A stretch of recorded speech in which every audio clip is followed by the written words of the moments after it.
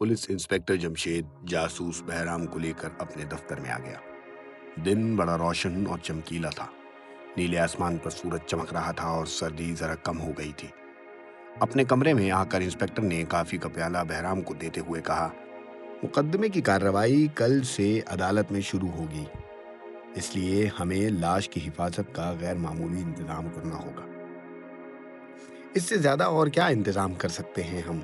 क्या कातिल के ऊपर एक और जाल डाल दें? क्या करें? नहीं, मेरे ख्याल में हमें कोठड़ी की सलाखों के आगे मजबूत लोहे की मजीद सलाखें गाड़ देनी चाहिए और अदालत से दरख्वास्त करनी चाहिए कि कातिल की गैर मामूली ताकत के पेश नज़र अदालत की कार्रवाई यहीं जेल में ही हो। इंस्पेक्टर जमशेद ने होंठ सिकोड़ते हुए कहा, तुम्हारा ये ख्याल मुझे पसंद आया है। इसमें कोई शक नहीं कि कातिल को अदालत में लाने और ले जाने में बहुत खतरा है। अगर वो बेकाबू होकर एक बार जाल तोड़कर निकल भागा तो कयामत बर्पा कर देगा। तुम फिक्र न करो, अदालत से मैं उसकी इजाज़त ले लूँगा और मज़ीद सलाखें लगाने का भी आज ही बंदोबस्त करता हूँ। इंस्पेक्टर ने उसी वक्त कुछ सिपाहियों की ड्यूटी लगा दी। कोठड़ी के सामने ज़मीन खोदकर उसमें सीमेंट भरकर लोहे की ताकतवर सलाखें नस्ब कर दी गईं। इस दौरान में लाश लोहे के जाल में जकड़ी हुई बड़े सुकून से फर्श पर हाथ फैलाए बैठी रही।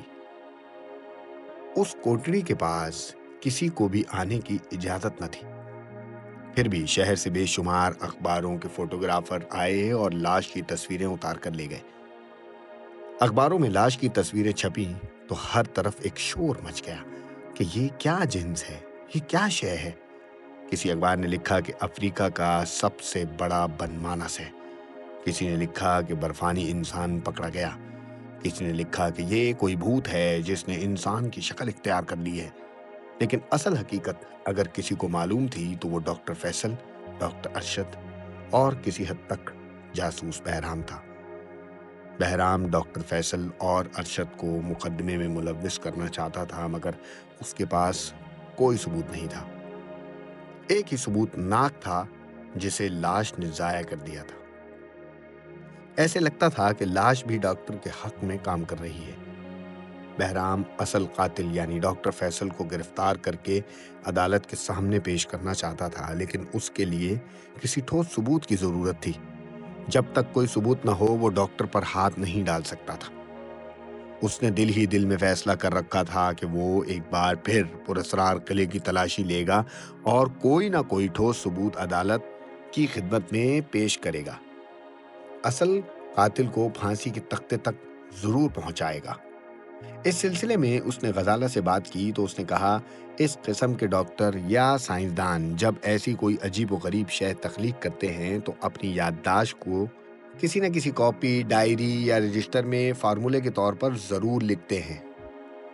अगर डॉक्टर फैसल की लेबॉर्ट्री से हमें कोई इस किस्म का रजिस्टर मिल जाए जिसमें ऐसे मुंदरजात हों जो कि तुम्हें उनके खिलाफ मुकदमा खड़ा करने में मदद दे सकें। बहराम को गजाला की ये बात बड़ी अच्छी लगी। देखो, मैं तुम्हारे ख्याल की तायीद करता हूँ गजाला। इसमें कोई शक नहीं कि ऐसे लोग ज़बानी फार्मूलों पर अमल नहीं करते, बल्कि सारा काम लिख कर किया करते। डॉक्टर फैसल ने किसी न किसी जगह ये तफसीलात ज़रूर लिखी होंगी। उसने लाश को किस तरह जोड़ा और उसमें क्या क्या फार्मूले इस्तेमाल किए, वो सब कहीं ना कहीं लिखा होगा। हाँ, मैं कोशिश करूँगा कि पुराने किले में से इस किस्म का कोई रजिस्टर ढूंढ निकालूं। गजाले ने कहा, लेकिन पुराने किले में तुम्हारा अकेले जाना ठीक नहीं है, मैं भी तुम्हारे साथ चलूंगी। बहराम ने उसे जवाब दिया कि वक्त आने पर यह फैसला भी कर लेंगे कि हम में से कोई एक ही जाएगा या हम दोनों ही चले जाएंगे। अभी तो हमें कातिल लाश पर मुकदमा शुरू होने का इंतजार करना चाहिए। मगर बहराम, लाश की तरफ से कौन पेश होगा? मेरा ख्याल है उसकी जरूरत ही नहीं पड़ेगी। वो क्यों? वो इसलिए कि लाश बोल नहीं सकती। सिर्फ अदालत को ऐनी शाहिदों की जरूरत होगी, यानी गवाह मौजूद हैं जो कातिल लाश की शनाख्त कर लेंगे और मुकदमे की कार्रवाई अपने फैसले पर पहुंचकर खत्म हो जाएगी।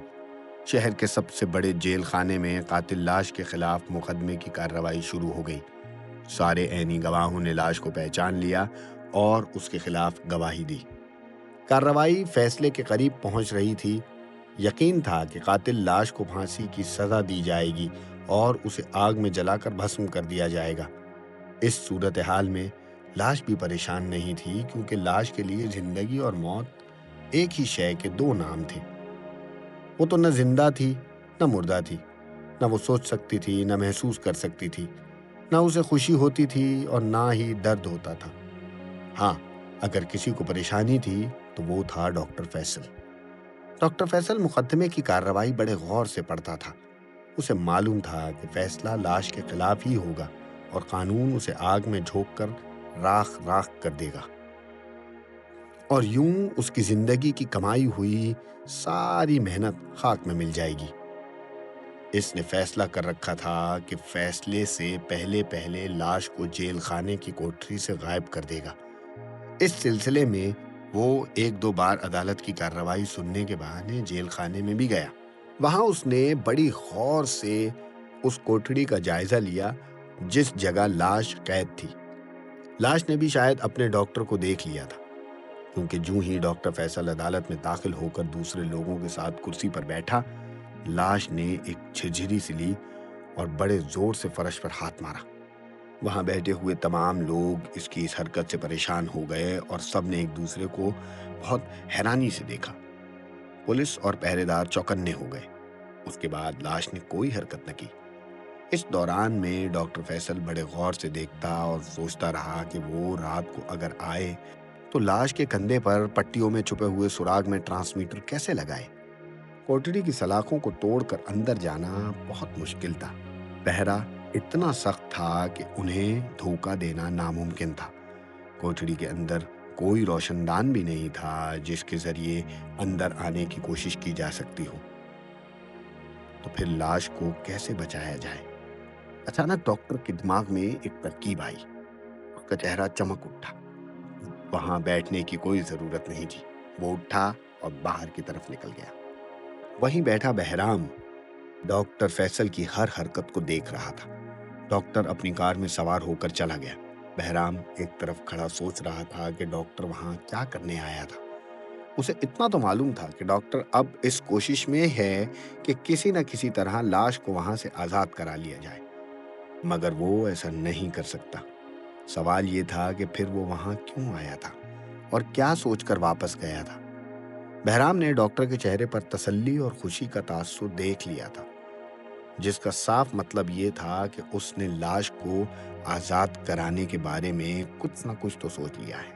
بہرام کو اس لیے بھی تسلی تھی کہ دوہری سلاخوں والی کوٹری میں سے اس قدر شدید پہرے میں سے اتنی بڑی قاتل لاش کو لوہے کے اس جال سمیت لے جانا بالکل ناممکن تھا۔ اور یہ بات ٹھیک بھی تھی۔ بھلا اس قدر مضبوط جال، اتنے کڑے پہرے اور دوہری سلاخوں والی کوٹری میں سے ڈاکٹر فیصل لاش کو کیسے کھسکا سکتا تھا؟ لیکن ڈاکٹر کے ذہن میں کیا تھا اور وہ اس کی لیبارٹری میں کیا کرنے گیا تھا، اس کے بارے میں بہرام بے خبر تھا۔ عدالت سے کار میں سوار ہو کر ڈاکٹر سیدھا اپنے قلعے میں آیا۔ وہاں ڈاکٹر ارشد لیبارٹری میں اس مشین پر کام کر رہا تھا جس کی شعاؤں نے وہاں سے نکل کر جیل خانے کی کوٹری میں جانا تھا، اور لاش کے کندھے میں لگے ہوئے ٹرانسمیٹر کے ذریعے لاش کو ذرات میں تبدیل کر کے وہاں سے غائب کر دینا تھا، اور پھر ڈاکٹر کی خواہش کے مطابق کسی بھی جگہ دوبارہ جمع ہو کر لاش کی شکل اختیار کر لینی تھی۔ مگر اس کے لیے لاش کے کندھے میں ٹرانسمیٹر لگانا بہت زیادہ ضروری تھا۔ ڈاکٹر ارشد نے فیصل سے پوچھا، کیا ٹرانسمیٹر لگانے کا کوئی انتظام ہوا؟ ڈاکٹر ارشد: میں ایک باہمت اور باعمل ڈاکٹر ہوں، مجھے کوئی شکست نہیں دے سکتا۔ میں نے ایک ترکیب سوچ لی ہے اور اس پر عمل کرنے والا ہوں۔ ہاں، وہ ترکیب کیا ہے ڈاکٹر فیصل؟ میں تمہیں بعد میں بتا دوں گا۔ اس ترکیب پر عمل ڈاکٹر نے اگلے روز ہی شروع کر دیا۔ اس نے ڈاکٹر ارشد کے جاتے ہی اپنے کمرے میں جا کر جھاڑو دینے اور صفائی کرنے والے جمعدار کا حلیہ بنانا شروع کر دیا۔ اس نے چہرے پر میک اپ کیا، نقلی داڑھی لگائی، منہ پر جھریاں ڈالی، بالوں کو سفید کیا، پرانے کپڑے پہنے، ہاتھ میں جھاڑو اور ٹوکری پکڑی، ٹوٹی پھوٹی پھٹی ہوئی چپل پہنی اور غور سے آئینے میں خود کو دیکھنے لگا۔ وہ حیران ہو گیا تھا، کیونکہ وہ ہو بہو ایک صفائی کرنے والا بوڑھا جمعدار لگ رہا تھا۔ اس وقت شام کا ہلکا ہلکا اندھیرا پھیلنے لگا تھا وہ جلدی سے قلعے سے باہر نکلا، اپنی کار میں سوار ہوا اور تیزی سے جیل خانے کی طرف روانہ ہو گیا۔ جیل خانے کے پچھواڑے اس نے گاڑی کھڑی کی اور جب اسے یقین ہو گیا کہ اسے کوئی نہیں دیکھ رہا تو چپکے سے باہر نکلا اور جیل خانے کے بڑے گیٹ کی طرف چل پڑا۔ جیل کے دروازے پر پہرا لگا تھا، مگر اسے کسی نے نہ روکا، کیونکہ سب نے یہی سمجھا کہ جیل کا جمعدار جا رہا ہے۔ ڈاکٹر اپنی اس پہلی کامیابی پر بڑا خوش ہوا۔ اسے جیل کے تمام راستوں کا علم تھا۔ مختلف جگہوں سے ہوتا ہوا وہ اس جگہ گیا جہاں سامنے اسے وہ کوٹڑی نظر آ رہی تھی جس میں لاش لوہے کے جال میں جکڑی ہوئی تھی۔ کوٹڑی کے اندر بلب جل رہا تھا۔ بلب کی روشنی میں اسے لاش صاف صاف دکھائی دے رہی تھی۔ ڈاکٹر نے ہمت کر کے قدم آگے بڑھایا اور کوٹڑی کے پاس آ کر رک گیا۔ پہرے دار نے اسے غور سے دیکھا اور روک کر پوچھا، بابا تم کون ہو؟ ڈاکٹر نے ہنس کر کہا، صاحب جی میں رامو جمعدار کا باپ ہوں۔ اس کی طبیعت ذرا ٹھیک نہیں تھی، اس لیے کوٹڑی کی صفائی کرنے آ گیا ہوں۔ ڈاکٹر نے یہ معلوم کر لیا تھا کہ رامو جمعدار رات کے پہلے حصے میں کوٹڑی کی صفائی کرنے آتا ہے۔ ڈاکٹر اس سے ذرا پہلے ہی آ گیا۔ پہرے دار کو اس پر شبہ ہو ہی نہیں سکتا تھا۔ اس نے کوٹڑی کا دروازہ کھول دیا۔ ڈاکٹر اندر داخل ہو گیا۔ اب وہ لوہے کی سلاخوں میں جکڑی ہوئی لاش کے بالکل سامنے تھا۔ لاش کمرے کے عین درمیان میں بیٹھی تھی۔ لاش نے ڈاکٹر کو اپنے سامنے دیکھا تو اس کی مردہ آنکھوں میں چمک سی پیدا ہو گئی۔ ڈاکٹر نے وقت ضائع کرنا مناسب نہ سمجھا۔ اس نے فوراً زمین پر جھاڑو دینی شروع کر دی۔ پہرے دار بڑے مزے سے اسٹول پر بندوق لیے بیٹھا سگریٹ پی رہا تھا۔ ڈاکٹر صفائی کرتا ہوا لاش کے پیچھے چلا گیا۔ اب اسے وہ جگہ نظر آ رہی تھی جہاں پٹیوں کے نیچے لاش کی گردن پر بجلی کا پلگ لگا تھا۔ یہ مرحلہ بڑا خطرناک تھا۔ اگر پھرتی سے کام نہ لیا گیا تو ڈاکٹر کی ہلاکت بالکل لکھی ہوئی تھی، مگر اس کے سوا اور کوئی چارہ بھی نہیں تھا۔ جھاڑو دیتے دیتے ڈاکٹر لاش کے اتنا قریب چلا گیا کہ لاش کی گردن پر پلگ کا سوراخ واضح طور پر نظر آ رہا تھا۔ ڈاکٹر نے ٹوکری میں سے چھوٹا سا ٹرانسمیٹر نکال کر پہلے ہی ہاتھ میں پکڑ لیا تھا۔ لاش کے قریب ہوتے ہوتے وہ عقب میں ہو گیا اور پھر انتہائی پھرتی سے اس نے چھوٹا سا ٹرانسمیٹر لاش کی گردن میں فٹ کر دیا۔ لاش نے ایک جھرجھری سی لی اور پھر ساکت ہو گئی۔ ڈاکٹر کی جان میں جان آئی۔ اس نے ایک بہت بڑا کارنامہ سر انجام دے دیا تھا۔ وہ ایک ایسا خطرناک کام کر گزرا تھا جس کی جرت کوئی بھی نہیں کر سکتا تھا۔ اب وہ جلدی سے جلدی وہاں سے نکل جانا چاہتا تھا۔ اس نے ادھر ادھر یوں ہی جھاڑو کے 2-3 ہاتھ مارے اور ٹوکری میں کوڑا ڈال کر باہر نکل گیا۔ سلام صاحب، صفائی ہو گئی ہے، ڈاکٹر نے پہرے دار کی خوشنودی حاصل کرنے کے لیے کہا۔ پہرے دار نے غصے میں کہا، تو پھر دفع ہو جانا یہاں سے، میرا منہ کیا دیکھ رہا ہے؟ جاتا ہوں صاحب۔ اور ڈاکٹر اندر ہی اندر مسکراتا وہاں سے چلا گیا۔ وہ جیل کے بڑے گیٹ میں سے گزر رہا تھا کہ اسے بہرام اور انسپکٹر سامنے سے آتے ہوئے دکھائی دیے۔ ڈاکٹر نے وہیں زمین پر جھاڑو دینی شروع کر دی۔ بہرام نے اس کے قریب سے گزرتے ہوئے اسے غور سے گور کر دیکھا۔ ڈاکٹر کو پسینہ آ گیا۔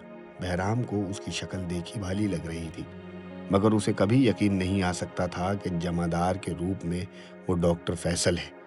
چنانچہ وہ انسپکٹر کے ساتھ بات کرتا ہوا آگے بڑھ گیا۔ ڈاکٹر جیل خانے کے بڑے گیٹ سے باہر آ گیا۔ اس نے اطمینان کا سانس لیا۔ سامنے سے اسے ایک نوجوان جمعدار آتا دکھائی دیا۔ وہ ڈاکٹر کے پاس سے گزرنے لگا تو ڈاکٹر نے اسے پوچھا، کیا تم رامو جمعدار ہو؟ ہاں، مگر تم کون ہو؟ میں آج ہی جمعدار بھرتی ہوا ہوں۔ کیا تم کوٹڑی کی صفائی کرنے جا رہے ہو؟ ہاں، جا رہا ہوں۔ فکر نہ کرو رامو، میں نے کوٹڑی کی صفائی کر دی ہے اور ایسی صفائی کی ہے کہ جیل کے سارے لوگ یاد رکھیں گے۔ رامو جمعدار اسے دیکھتا ہی رہ گیا اور ڈاکٹر بڑی تیزی سے اس طرف گھوم گیا جدھر جیل کی دیوار کے ساتھ اس کی گاڑی کھڑی تھی۔ اس نے جھاڑو، ٹوکری اور اپنی بناوٹی داڑھی نوچ کر جھاڑوؤں میں پھینک دی، کار اسٹارٹ کی اور بڑی برق رفتاری سے قلعے کی طرف روانہ ہو گیا۔ وہ اپنی اسکیم میں کامیاب ہو چکا تھا۔ اور اب بہت جلدی قلعے میں پہنچ کر اس مشین پر کام شروع کرنا تھا جس کی مدد سے وہ لاش کو ہمیشہ کے لیے اپنے قابو میں کر سکتا تھا۔ قلعے میں پہنچتے پہنچتے رات ہو گئی۔ ڈاکٹر فیصل گاڑی کھڑی کر کر اوپر لیبارٹری میں آ گیا اور بڑی تیزی سے مشین پر جھک کر کام کرنے لگا۔ مشین کا کام ختم ہو چکا تھا۔ ڈاکٹر ارشد نے بڑی محنت سے سارے کام کو تکمیل تک پہنچا دیا تھا۔ صرف اتنا کام باقی تھا کہ مشین کے ریڈار کا رخ صحیح سمت پر مقرر کیا جائے اور اس کے اینٹینے کے فلنٹ بڑھا دیے جائیں۔ ڈاکٹر فیصل بڑے جوش و خروش سے کام میں جٹا ہوا تھا۔ اس نے ایک کارنامہ سر انجام دے دیا تھا۔ اس کی منزل اسے 2 قدم پر نظر آ رہی تھی۔ ایک لمحے کے لیے اس نے سراغ رساں بہرام کے بارے میں سوچا کہ کہیں اس نے ڈاکٹر کو پہچان تو نہیں لیا تھا، مگر نہیں، اس حلیے میں ڈاکٹر ارشد بھی اسے دیکھ لیتا تو کبھی نہ پہچان سکتا۔ ڈاکٹر فیصل مشین پر جھک کر دوبارہ بہت ہی فوکس کے ساتھ کام کرنے لگا۔ رات کے پورے 11 بج رہے تھے جب اس نے سارا کام مکمل کر لیا۔ ڈاکٹر فیصل اس مشین کو لیبارٹری میں نہیں رکھنا چاہتا تھا، اس لیے اس نے اس مشین کو اٹھایا اور نیچے تہہ خانے میں لے آیا۔ تہہ خانے میں ایسی کوٹری میں لے آیا جس کا علم صرف اسے ہی تھا اور کسی کو معلوم نہیں تھی۔ یہ ایک اندھیری سیل زدہ کوٹری تھی جس کا فرش ٹوٹا ہوا تھا اور دروازے کی جگہ پتھر کی ایک بہت بڑی سی سل تھی جسے کھسکا کر اندر داخل ہوا جاتا تھا۔ ڈاکٹر فیصل نے مشین کو کونے میں رکھ کر اسے پرانے گھاس پھوس میں ڈھک دیا اور خود دیا سلائی کے سائز کا ٹرانسمیٹر لے کر اوپر اپنی لیبارٹری میں آ گیا۔ اب وہ جس وقت چاہے لاش کو غائب کر سکتا تھا۔ اس نے لیبارٹری کی بتی گل کر دی، خود کھڑکی کے پاس آ کر کھڑا ہو گیا۔ باہر آسمان پر ستارے چمک رہے تھے اور سردی بہت زیادہ تھی۔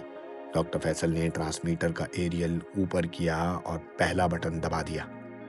جیل خانے کی کوٹری میں لوہے کے جال میں جکڑی ہوئی لاش کا جسم لرز گیا۔ اس نے جھرجھری سی لی اور اٹھ کر کھڑی ہو گئی۔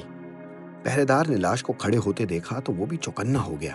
لاش نے دونوں ہاتھ پھیلائے اور زور سے زنجیر پر مارے۔ لوہے کی زنجیر جھنجھنا اٹھی۔ پہرے دار گھبرا گیا۔ اس نے سوچا کہ لاش زنجیر توڑ کر بھاگنے کی کوشش کرنے لگی ہے۔ اس نے خوف زدہ ہو کر خطرے کا الارم بجا دیا۔ الارم کے چیختے ہی جیل خانے میں چاروں طرف ایک شور مچ گیا۔ ہر کوئی جیل کی کوٹری کی طرف اٹھ دوڑا۔ اس وقت انسپکٹر جمشید اور جاسوس بہرام دفتر میں ہی بیٹھے مقدمے کی فائل کھولے باتیں کر رہے تھے۔ الارم کی آواز سن کر وہ پستول نکالے باہر آ گئے۔ بہرام کو پہلے ہی کچھ شک تھا جب سے اس نے جیل کے گیٹ کے پاس بوڑھے جمعدار کو دیکھا تھا۔ اسے کچھ پریشانی سی ہو رہی تھی۔ خطرے کا الارم سنتے ہی اس کی چھٹی حس نے بیدار ہو کر اسے آگاہ کر دیا کہ خطرہ قاتل لاش کی کوٹری کی طرف سے ہے۔ اس نے انسپکٹر جمشید کو لیا اور لاش کی کوٹری کی طرف اٹھ دوڑا۔ پہرے دار سہمی ہوئی نظروں سے کوٹری کے اندر لاش کو دیکھ رہا تھا جو کھڑی ہوئی تھی، اور پھر بے چینی سے کمرے میں چکر لگانے لگا۔ اس دوران میں قلعے کی کھڑکی کے پاس بیٹھے ڈاکٹر فیصل نے دوسرا اور آخری بٹن بھی دبا دیا۔ ادھر اس نے بٹن دبایا اور ادھر جیل کی کوٹری کے باہر کھڑے پہرے دار نے دیکھا کہ جال میں جکڑی ہوئی اور پریشانی کے عالم میں چکر لگاتی ہوئی لاش ایک جگہ اچانک کھڑی ہو گئی اور پھر غائب ہو گئی۔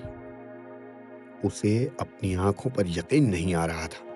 اس نے 2-3 بار آنکھیں ملیں کہ کہیں وہ خواب تو نہیں دیکھ رہا۔ اس نے خود کو نوچا، ایک زوردار ہاتھ لگایا، مگر وہ خواب نہیں دیکھ رہا تھا۔ لاش واقعی کوٹری سے غائب ہو گئی تھی۔ اتنے میں بہرام اور انسپکٹر جمشید وہاں پہنچ گئے۔ انہوں نے دیکھا کہ لاش نہیں ہے۔ پہرے دار نے لاش کے غائب ہو جانے کا واقعہ سنایا تو وہ سب دم بخود ہو کر رہ گئے۔ ان میں سے کسی کو بھی پہرے دار کی بات پر یقین نہیں آ رہا تھا، مگر انہیں یقین کرنا پڑ رہا تھا کیونکہ کوٹری میں سے قاتل لاش غائب ہو گئی تھی اور کوٹری بالکل خالی تھی۔ لوہے کا جال ویسا ہی فرش پر ڈھیر تھا۔ وہاں کھڑکی میں بیٹھے ڈاکٹر نے اب تیسرا بٹن دبایا تو لاش اس کے کمرے میں کھڑی تھی۔ وہ اپنی اس کامیابی پر پھولا نہیں سما رہا تھا۔ آج اس کی فتح کا دن تھا۔ اس کی دن رات کی محنت کا پھل آج اس کے سامنے کھڑا تھا اور اسے مل چکا تھا۔ اس نے دیو ہیکل، تباہ کن، طاقتور اور خوفناک ڈیل ڈول والی لاش کو اپنے قابو میں کر لیا تھا۔ اب وہ اس کے اشارے کے بغیر ایک قدم بھی نہیں اٹھا سکتی تھی۔ اس نے لاش کو ساکت کر دیا تھا اور اس کی لگام اس کے ہاتھوں میں آ گئی تھی۔ وہ اپنی مرضی کے مطابق لاش سے جس قسم کا چاہے کام لے سکتا تھا۔ لاش کمرے کے درمیان میں پتھر کے بت کی طرح کھڑی تھی۔ پہلے تو وہ ہاتھ پاؤں ہلا لیتی تھی مگر اب بالکل حرکت نہیں کر رہی تھی۔ ڈاکٹر فیصل اس کے قریب آ کر کھڑا ہو گیا۔ اس نے لاش کی آنکھوں میں آنکھیں ڈال کر کہا، آج سے تم میری غلام ہو۔ تم نے بہت دن خون خرابہ کر لیا، ناحق لوگوں کو ہلاک کیا، قتل کیا۔ اس کا کوئی مقصد نہیں تھا، لیکن آج سے تم ایک مقصد کے تحت یہ سب کچھ کرو گی۔ میں جو تمہیں حکم دوں گا تمہیں اسی پر عمل کرنا ہوگا۔ میں نے تمہیں اس لیے نہیں بنایا تھا کہ تم اپنی مرضی کے مطابق لوگوں کو برباد کرتی پھرو۔ میں نے تمہیں اس لیے بنایا تھا کہ تم میری مرضی کے مطابق لوگوں کو تباہ کرو۔ مجھے دنیا جہاں کی دولت لا کر دو۔ اب تم میرے قبضے میں آ گئی ہو اور میں جو چاہوں گا تم سے کام لے سکتا ہوں۔ ڈاکٹر فیصل نے اپنے ہاتھ میں پکڑے ہوئے ٹرانسمیٹر کا بٹن دبا کر کہا، جس طرف میرا ٹرانسمیٹر تمہیں اشارہ کر رہا ہے اس طرف چلو۔ ٹرانسمیٹر کے بٹن دبتے ہی لاش میں حرکت پیدا ہوئی۔ وہ اپنی جگہ پر پوری کی پوری گھومی اور آہستہ آہستہ چلتی کمرے سے باہر نکل گئی۔ ڈاکٹر فیصل اس کے پیچھے پیچھے چل رہا تھا۔ وہ اسے کنٹرول کر رہا تھا اور جدھر لے جانا چاہتا تھا لاش اس طرف کو جا رہی تھی۔ راہداری ویران اور اندھیری تھی مگر لاش کو اندھیرے میں بھی ہر شے صاف دکھائی دے رہی تھی۔ راہداری میں سے گزر کر لاش نیچے جانے والے زینے پر اترنے لگی۔ زینے سے اتر کر وہ ایک دیوار کے سامنے آ کر کھڑی ہو گئی۔ ڈاکٹر فیصل نے دیوار میں سے ایک بٹن دبایا۔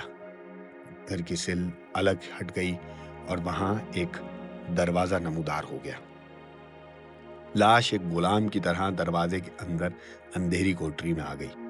اب ڈاکٹر فیصل کو لاش سے کوئی خطرہ نہیں تھا، کیونکہ وہ اس کی مرضی کے بغیر ہاتھ کو ذرا سا بھی حرکت نہیں دے سکتی تھی۔ وہ کوٹری کے اندر آ گیا۔ اس نے کوٹری کی دیوار کا اچھی طرح سے جائزہ لیا اور پھر باہر نکل گیا۔ باہر کھڑے ہو کر اس نے بٹن دبایا اور لاش تہہ خانے کی اندھیری کوٹری کی دیوار کے ساتھ لگ کر لیٹ گئی۔ ڈاکٹر نے پتھر کی سل کو دوبارہ اپنی جگہ پر سرکا دیا۔ دیوار پھر سے اپنی جگہ پر آ گئی۔ کسی کو دیکھ کر ایک پل کے لیے بھی یقین نہ ہو سکتا تھا کہ یہاں کبھی کوئی دروازہ بھی تھا۔ ڈاکٹر فیصل نے خوشی اور شادمانی کے عالم میں اپنے دونوں ہاتھ فضا میں لہرائے اور تہہ خانے کے زینہ چڑھ کر اوپر آ گیا۔ اس نے زینے کا دروازہ بند کیا اور اپنے کمرے میں آ کر بستر پر لیٹ کر سوچنے لگا کہ لاش سے پہلا کام کیا لیا جائے۔ اس نے سوچا کہ ڈاکٹر ارشد کو اس حیرت انگیز کارنامے کے متعلق بتانا چاہیے یا نہیں۔ اسے بتانا ضروری تھا، کیونکہ اخباروں میں لاش کی اچانک گمشدگی کی خبر تو چھپنی ہی نہیں تھی، اور ڈاکٹر ارشد سے یہ بات چھپانا بالکل بھی ممکن نہیں تھا۔ اس نے اسی وقت ارشد کو فون کر کر بلا لیا۔ آخر اتنی رات گئے، کیا ضرورت آن پڑی ہے ڈاکٹر؟ بھائی 4 بج رہے ہیں، ابھی کوئی دم میں سویرا ہو جائے گا۔ تم آ جاؤ، تمہیں ایک بہت زبردست خوشخبری دینی ہے۔ اچھا بھائی، آ رہا ہوں۔ انہوں نے آپس میں یہ فیصلہ کر رکھا تھا کہ ٹیلی فون پر کبھی بھول کر بھی لاش کا نام نہیں لینا۔ یہی وجہ تھی کہ اس نے ڈاکٹر ارشد کو کچھ نہ بتایا۔ لیکن دوسری طرف ارشد بھی سمجھ گیا تھا کہ ڈاکٹر فیصل لاش حاصل کرنے میں کامیاب ہو گیا ہے۔ اس نے اٹھ کر جلدی جلدی منہ ہاتھ دھویا، کپڑے تبدیل کیے اور گاڑی میں سوار ہو کر پرانے قلعے کی طرف چل پڑا۔ کوہرے کی چادر میں سے سورج کی پہلی کرنیں آزاد ہونے کی کوشش کر رہی تھیں۔ ڈاکٹر ارشد قلعے میں پہنچا تو ڈاکٹر فیصل اس کا بے تابی سے انتظار کر رہا تھا۔ اس نے ارشد کو دیکھتے ہی کہا، مبارک ہو ارشد، مبارک ہو، لاش قبضے میں آ گئی ہے۔ ارشد بھی خوشی سے پاگل ہو گیا۔ کہاں ہے؟ مجھے بھی بتاؤ کہاں ہے؟ تہ خانے میں چھپا دیا ہے۔ ڈاکٹر ارشد گہری سوچ میں گم ہو گیا۔ اصل میں اسے جب سے معلوم ہوا تھا کہ پولیس نے قاتل لاش کو گرفتار کر لیا ہے، اس نے سکھ کا سانس لیا تھا۔ دل سے وہ یہی چاہتا تھا کہ پولیس لاش کو تباہ کر دے اور وہ ڈاکٹر فیصل کے ہاتھ نہ لگے، اس لیے کہ اسے یقین تھا ڈاکٹر فیصل لاش سے ناجائز کام لے گا، مگر اس میں اتنی اخلاقی جرت نہیں تھی کہ وہ سارا معاملہ پولیس کو جا کر بیان کر دیتا، بلکہ الٹا وہ ڈاکٹر فیصل کے ساتھ مل کر اس مشین کو ٹھیک کرنے میں لگ گیا جس کے ذریعے لاش کو جیل خانے سے گم کرنا تھا۔ یہ اس کے کردار کی سب سے بڑی کمزوری تھی۔ یہ کسی بھی انسان کے کردار کی سب سے بڑی کمزوری ہوتی ہے کہ وہ صحیح غلط میں فیصلہ نہ کر سکے اور دونوں کے ساتھ چلتا رہے۔ وہ مثال سنی ہوگی کہ دو کشتیوں میں سفر کرنے والا ہمیشہ دریا میں ڈوب جاتا ہے۔ ڈاکٹر فیصل نے کہا، کیا بات ہے ڈاکٹر ارشد، تمہیں میری کامیابی پر خوشی نہیں ہوئی؟ ارشد اپنے خیالوں سے چونک پڑا۔ کیوں نہیں، بہت بہت خوشی ہوئی ہے، بلکہ میں تو اسی وقت لاش کو دیکھنا چاہتا ہوں۔ آؤ میرے ساتھ آؤ۔ ڈاکٹر فیصل ارشد کے ساتھ نیچے تہ خانے کی کوٹری میں آ گیا۔ لاش دیوار کے ساتھ لگ کر زمین پر مردے کی طرح سیدھی لیٹی ہوئی تھی۔ دیکھو ارشد، کس طرح پتھر بن کر لاش لیٹی ہوئی ہے۔ جب تک میں نے اسے قابو نہیں کیا تھا یہ کس قدر خوفناک تباہی پھیلاتی پھر رہی تھی۔ دیکھو اب میں تمہیں تماشا دکھاتا ہوں، یہ ہم دونوں کو آ کر سلام کرے گی۔ ڈاکٹر فیصل نے جیب سے ٹرانسمیٹر نکالا، اسے نکال کر اس کا ایک بٹن دبایا اور کہا، ہمیں جھک کر سلام کرو۔ لاش میں حرکت پیدا ہوئی، آہستہ سے اٹھی، پوری گھوم کر دروازے کی طرف مڑی، قدم قدم چلتی ڈاکٹر کے سامنے آئی اور جھک کر سلام کرنے لگی۔ وہ مسلسل ایک ہاتھ اٹھا کر سلام کیے جا رہی تھی۔ دیکھ رہے ہو ارشد، جب تک میں اسے منع نہیں کروں گا یہ تب تک مجھے سلام کرتی چلی جائے گی، چاہے شام تک مجھے سلام کرتی رہے۔ اگر میں اسے نہیں بولوں گا تو یہ نہیں رکے گی۔ ڈاکٹر فیصل نے کہکا لگایا۔ اس کہکے میں شیطان کی آواز سنائی دے رہی تھی۔ فیصل نے آہستہ سے کہا، واپس اپنی جگہ پر جا کر لیٹ جاؤ لاش۔ اور لاش حکم ملتے ہی بالکل فرما برداری سے واپس مڑی اور اسی جگہ پر جا کر پتھر کی طرح بے جان ہو گئی۔ اب ڈاکٹر فیصل اس لاش سے کیا کام لے گا؟ کس طرح کی تباہیاں پھیلائے گا؟ وہ اپنے ذاتی مفاد کے لیے کیا کیا کر سکتا ہے؟ یہ سارے خیالات ارشد کے دماغ میں بھی تھے اور میرے دماغ میں بھی ہیں، اور یقین ہے کہ آپ کے دماغ میں بھی ہوں گے۔ ان سارے سوالوں کے جوابات آہستہ آہستہ ہمیں مل جائیں گے جب کل میں اس کہانی کا اگلا حصہ لے کر آپ کے سامنے حاضر ہو جاؤں گا۔ اس وقت تک کے لیے میرے چینل کو سبسکرائب کیجیے، میرے ویڈیوز کو لائک کیجیے اور اپنے دوستوں کے ساتھ شیئر ضرور کیجیے، اور کامنٹ کر کے اپنا فیڈ بیک ضرور دیا کیجیے، کیونکہ آپ لوگوں کا فیڈ بیک میرے لیے بہت زیادہ ضروری ہے۔ اس وقت تک کے لیے مجھے اپنی دعاؤں میں یاد رکھیں، اپنے آس پاس ارد گرد پیار پھیلاتے رہیں، کیونکہ ایک پیار ہی ہے جس سے ہم اس مایوس فضا کو بدل سکتے ہیں۔